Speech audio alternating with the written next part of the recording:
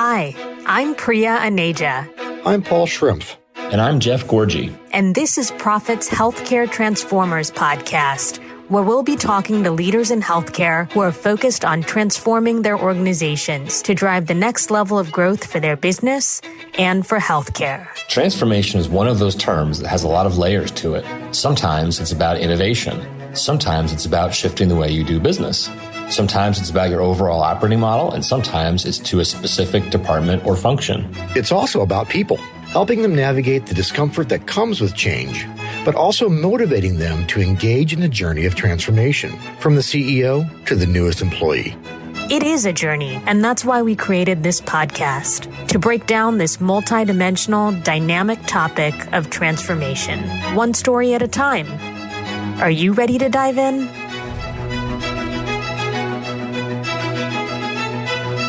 Hi, I'm Jeff Gorgie, your host for this episode. Today, we welcome Matt Gove, the Chief Marketing Officer at Summit Health. Matt, welcome. Thanks. Happy to be here. So today, Matt, we are going to spend some time around the work that you have done to drive the transformation of Summit Health. But before, I'd love just to get a couple of minutes on your background and what brought you to the role you have today. And then, if you're up for it, share something interesting that we might not glean from your LinkedIn profile. Got it. Happy to. I've been in healthcare for about 13 years. Prior to healthcare, I was a journalist. I did PR and commercial real estate and worked for a publicly traded commercial real estate developer based in Atlanta called Cousins Properties. In healthcare, I joined a business community effort to save Grady Health System in Atlanta, which is the safety net provider in downtown Atlanta.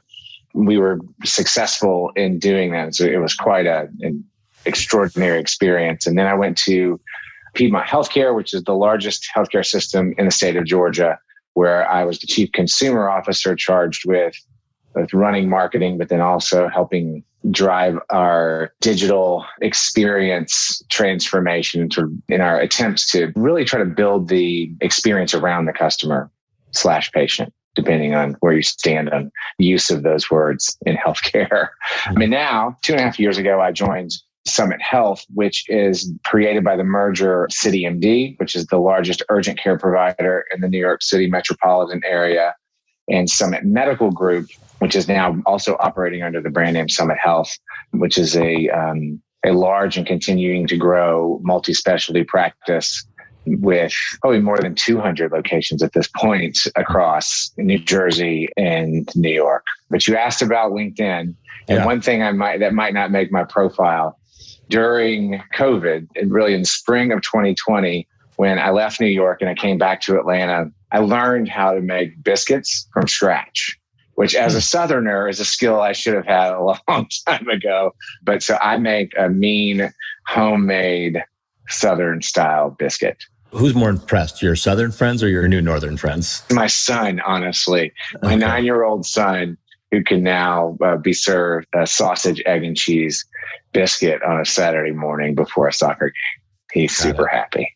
Got it. Feels like a true Southern boy. Yeah. So Matt, let's go back 2.5 years ago. What was it about this opportunity that drew you and led you to take this opportunity and, move from a system that was in your hometown and one that requires, not as much travel over the last 2 years as you initially thought, but obviously was a big, potentially a big lifestyle change. We were very successful at Piedmont in building a consumer experience engine in a modern marketing function. And I was really fortunate to have an expert team that worked with me in my department, to have a very supportive boss, our CEO, Kevin Brown, who believed in this direction and believed in the direction we were taking the organization. But I felt like I had done about as much as I was going to be able to do there. And so Piedmont could have been a very comfortable place for me to work for the rest of my career. But I was looking for a challenge.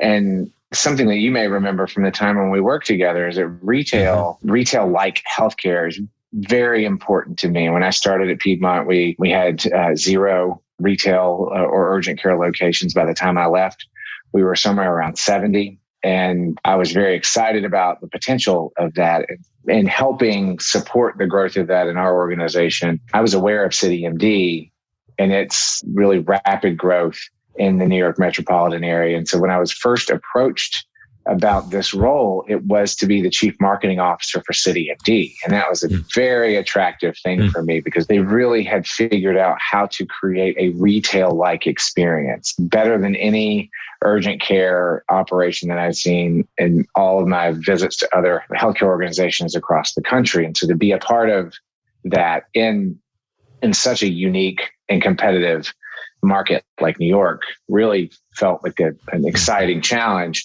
Then halfway through the interview process, I found out that they were actually in the process of merging with Summit Medical Group. At the time was around 1,000 employed physicians, a large and growing employed practice. And so that's a concept that many health systems are drawn to, right? Like you've got these high volume, low acuity access engines in the form of urgent care. And how do you connect that journey for the patient, right? So how do you put this full continuum together so that the patient can get to the next step of their care, and even better for their care and for the cost of care, and to be somewhat selfish, and for our organization, if they do it all inside the same company. And so the thesis behind putting these organizations together was we can make care easier for people to access. We can make care connected and more consistent. And in doing that can drive healthier communities at a lower cost. So we can be a friend to the payers and the employers that actually foot the bill for most healthcare, and be an advocate and friend to the patients, and be a wonderful place to work. Yeah, that's great. So tell me about the transformation of Summit/CityMD at the time that was desired, and tell me about what it's transforming to, right? And then also, where are you on that journey? So we're trying to get from here to there, and we're in the middle, we're on our way, we're just getting started. So post-merger, we are trying to get from two separate and distinct organizations to one collective care model. It closed in August of 2019. I joined in September. I joined at the time of the merger. So two separate organizations that we want to act as one cohesive whole. Now that does require significant geographic overlap, right? In order to make it convenient for patients, like any consumer, healthcare patients crave convenience. And certainly in lower acuity care, that's what they're looking for. So the idea was, hey, we can put together a truly unique single network that can cover all of the patient's needs and reach the aims that I mentioned a second ago. But the initial challenge prior to what happened in February, March of 2020, the initial challenge was, how do we start to create presence in the market? Because Summit had been almost exclusively in New Jersey. CityMD was at that point probably 85% New York, right? So the 5 boroughs of Long Island. And so knowing that we needed to start moving these two things together, it was first more of a real estate and operational push. Like how do we start building more CityMDs in New Jersey, opening more practices in New York, and exposing the customers of each brand to the other and helping them understand the linkage. But then in February, we knew something was wrong, right? And then March, the bottom fell out. You move from really focusing on building a single culture and presence in a market to survival for some period of time. COVID was certainly a bump in the road in terms of achieving our larger vision of who we want to become. But as things have evolved, and as people have evolved, and businesses and processes have all evolved to deal with what is, we did get back on that track toward growth and towards closer integration of CityMD and Summit, at the same time adding new pieces to the organization as well in the form of WestMed Medical Group, which is a very large practice based in Westchester County, north of the city. And then New Jersey Urology, which is the premier urology practice with more than, 80 locations in the state of New Jersey. Yeah. So before we leave COVID, I want to talk about the future state and the going forward. But I guess two related COVID questions. What did you learn about the organization that you would not have learned if not for COVID? Or if you prefer this question, What has the experience you as an organization went through COVID in those early days? What did that enable or turn on or accelerate that may have been, a silver lining in a very dark storm? The urgent care side of the business, so CityMD, got a totally different feel for its importance to the lives of New Yorkers. I think everybody knew that it was ubiquitous, right? In New York, CityMD is to urgent care as Kleenex is to tissue, right? It's ubiquitous. Yeah. That said, the role that it can play in people's lives, I think we learned a lot about really the role that an urgent care in a retail-like healthcare function can play in people's lives that should pay dividends down the line as we move towards a more complete system of care for all patients, and sort of how you use these storefront locations to help manage people's health. But then I think as importantly, our ability to adopt technology to make customers' lives easier, the adoption cycle that I'm used to working in larger organizations and how long it takes for something like that to get put into place, everything got chopped into a fraction of what it normally takes because the business required it, right? And so imagine what it would be like to roll out a video visit platform across 1,000 employed physicians, right? And the length of time that might normally take. Right. But because of the crisis we were in, and our physicians, for all of the things people might say about physicians from time to time, I've worked with them now for 13 years and I've seen the good, the bad. They really wanted to see their patients, right? Like they cared about the care of their patients and the access that their patients had. And so they adopted technology that wasn't necessarily comfortable for them. There were times when they would just give their cell phone number to a patient to do a FaceTime, right? To just be able to do that visit and that consult. So the way that our organization was able to flex towards new technologies and new ways of engaging patients is going to pay enormous dividends down the line as we evolve as a company. Yeah. So let's jump to now in the future. And I have something very specific in my head that you probably said to me 3 years ago that maybe you said to multiple people and you'll be like, of course, or maybe you said it once and you'll be like, what? I said, what? But you said what excited you about the opportunity was to create a health system without hospitals. I still say that. You still say that. Okay. So tell me about that vision. And I think what's implicit for me is in some demographics, right? A hospital is the center of a health system. And even if you don't have to go to it that often, it assures you that if and when you need to, you have a place to go. So in other demographics, they don't have a primary care doctor. They don't have a health system at all. They just use urgent care as their primary care doctor. So I'm curious about the vision, who you're targeting and who it's resonating with and who maybe it's even surprising you that it's resonating with. For me personally, and this was never verbalized in exactly this way to me as I was interviewing necessarily, but what I saw, and I think what a lot of people in our organization see, is a complete system of care without hospitals, right? Without these enormous fixed cost assets that are legitimately, to pay respect to my hospital company brethren, and often legitimately the center of a community, right? I spend all of my time in urban settings, but I can tell you in suburban and rural settings, the hospital really is, right? Can be the center of employment, can certainly be the center of many things that happen in the community. And so I don't want to denigrate that at all, but I do know that without that gravity sort of drawing everybody towards it, you can think a little bit more creatively about how you go about building relationships with patients and the role that you should be able to play with them in their lives.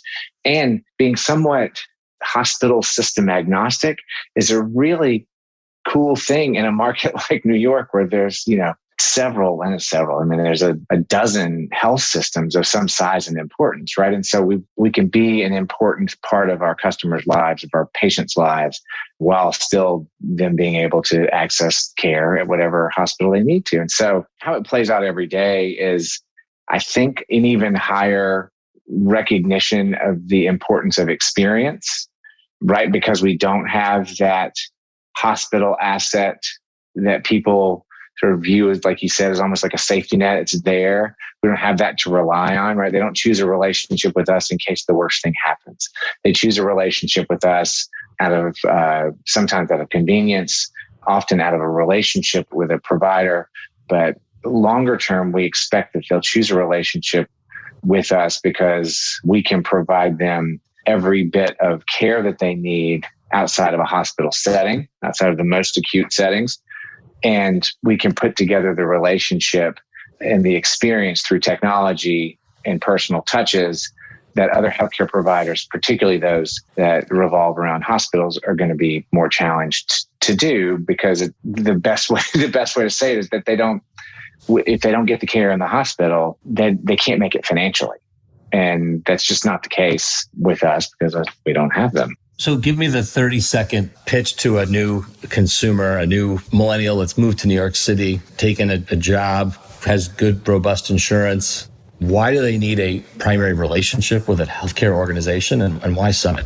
Why do they need a relationship? That's the thing. I'm not trying to sell them a relationship, right? I'm trying to sell them easy access to care. Okay. And so when you feel like there's a need to visit a physician, we have 153 CityMDs who I guarantee there's one close to you, and you'll get in and out in 30 minutes. I don't need to sell them on the larger relationship right now. I need to sell them on access to care that they need. We will get you to the care you need. Should you need a more specialized referral, a physician that looks at specific issues, then we can get you there quick and easy and seamlessly. More important than anything, Jack, I can't reinforce it enough. That easy access to the first appointment when somebody has what they believe to be a relatively minor issue is that quick and easy access is the way you win. Yeah, and it's clear healthcare has moved away from relationship with Dr. Jones, right? Which for some people is an easy transition, and for some people that have had it, since they were growing up, it's hard to not have a relationship with Dr. Jones and have Dr. Jones be the center of your care and call you back when you have a question. To relationships with healthcare systems and healthcare organizations, which is hard. So your point's really interesting to me. You're not trying to build a relationship, right? Which begs questions for me about repeat business, about the ability to have customers for life that a lot of organizations want to have. But you may have a model that doesn't require any of that. It's not that we don't require it. We certainly will require it in order to be successful long-term. I'm reacting to what the customer wants. Right. And so I'm building our relationship with them based on what they need from us and not what I need from them. We put together the journey post-visit such that they stay connected with us. Yeah. Right. I think of it more, and I know you've heard me say something similar to this before in the past, but it's like buying a pair of pants online. Like it's a transaction. Right. And often in the lower acuity medical healthcare settings, this is a very transactional business. And so we need to capture that low acuity transaction every single time. If we deliver a great experience in that first visit with us at CityMD or at Summit in a primary care office, if we deliver a great experience there, they're more likely to come back for the next one, which is great, right? We've achieved something really important there. But I don't ever say to a customer, hey, you got to have a relationship with me. Yeah. Because that's not what they're in the market for. What they're in the market for is my knee hurts. Yeah. And I need you to deal with it. And if I can do that in and out in 30 minutes and then have an email journey that triggers right after they get home, right, and starts the process of keeping them engaged with us, hopefully that will lead to the next visit. And if they need further care down the line, we've done our job of making them aware of the full scope of the system and can get them to the right place at the right time. So said another way, like trust, relationships are earned, not demanded. Right. Yes. Yeah. And then them being able to trust us is the basis of any long-term relationship. Yeah. I'm going to change gears a little bit, Matt. So one of the issues with every health system or hospital-based health system, to be more specific, right, for the distinction we've drawn here, is dealing with, well, patient volume, for some of them often is, it's still a challenge and something they're thinking about in market share. But their biggest barrier toward organizational growth is not patient volume, it's capacity and talent. Where's your organization kind of in that battle? And what's your proposition to the talent you need and to drive the capacity you need to be able to deliver on your proposition to consumers? Yeah, I think that's an excellent point. For us, obviously, attracting clinical talent, attracting physicians is pretty close, if not the top of the list. And so I think what the sell is one, we're still physician led and that we have clinical leaders all the way at the highest reaches of the organization. But also we have long been and continue to be an organization that allows clinical leaders to make more of the decisions, to eliminate or at the very least significantly trim down the amount of bureaucracy in our organization in terms of making investment in clinical decisions around growth. It's a place where a doctor can spend his or her time really being a doctor. That's very attractive to a large segment of the physician world. Yeah. So give me the next 3 months or 6 months growth path for Summit Health. And if you want to break any news here, that's totally fine. Yeah. I mean, I could, but then by the time this comes out, I'll no longer be the CMO Summit Health. What it looks like in the next few months. I mean, I know we'll be opening more practices. We've got a huge hub opening in Clifton, New Jersey, and we've got something we're planning on in Garden City, Long Island. So we've got all of these expansion plans across our footprint. And this model, is there, how much of it is replicable in other places, or can we identify the building blocks that allowed us to be where we are now in other markets and think about going to those as well? So that's part of the conversations we're having internally right now. We will look forward to seeing the next 3 and 6 months emerge and see what happens and where Summit Health is going. My last question for you, Matt, if you have one lesson for a transformer to be, a healthcare leader with the ambition and the means to transform their organization, what are the 1 or 2 or 3 lessons that you've learned through your work at Piedmont Healthcare, at your work at Summit, that you would share? Oh gosh, the most important thing I learned so much. I couldn't begin to list out everything that I've learned during the process of helping Piedmont and Summit and other organizations grow. But for Piedmont specifically, I remember it being something of an epiphany for me.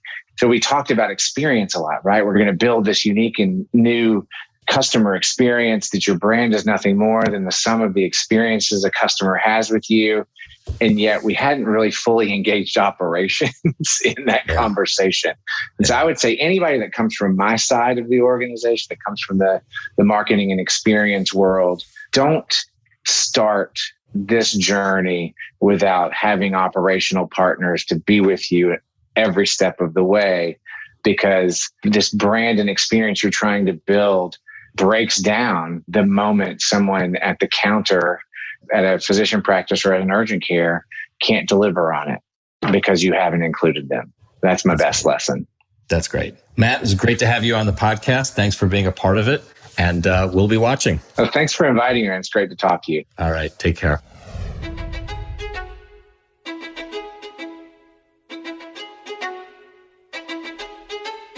Thank you for listening to Prophet's Healthcare Transformers podcast. This podcast is produced by Jared Johnson and his wonderful team at Shift Forward Health. And a big thank you to our hosts, Priya and Asia, Paul Shrimp, and Jeff Gorgie.